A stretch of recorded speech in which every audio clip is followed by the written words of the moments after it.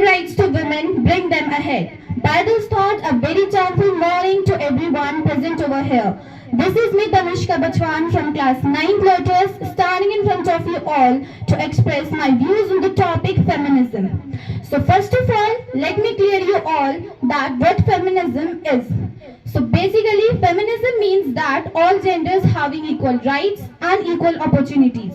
It's about respecting women's diverse identities, knowledge, opportunities, and experience to empower them about their fundamental rights and as their full rights.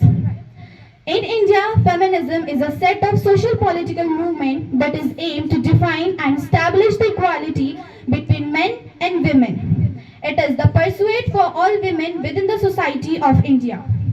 Now here, the most important point I want to tell you all is that feminism doesn't mean putting men down. Rather, it is about lifting up the women and providing them with the same opportunities and rights which are affordable to men.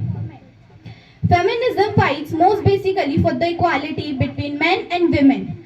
It is a range of social political movements and ideologies that is aimed to define and establish the social, political, economical and personal equality between both the sexes, men and women. But some people take feminism in a wrong way. They think that it's all about women privilege and discriminating men. But I want to tell those people that it's not about discriminating men. Rather, it is about just lifting up the women ahead and providing them the rights.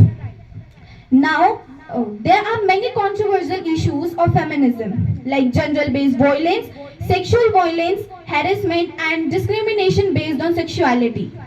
But according to today's generation, we can see that feminism has affected many people and many societies too. It also has affected the Western society, from women's suffrage to the education provided them. So, by not taking your much time at the end, I would like to conclude that we should take feminism in a way that it is a movement which came into existence to end up the sexes. Thank you and have a charmful day ahead.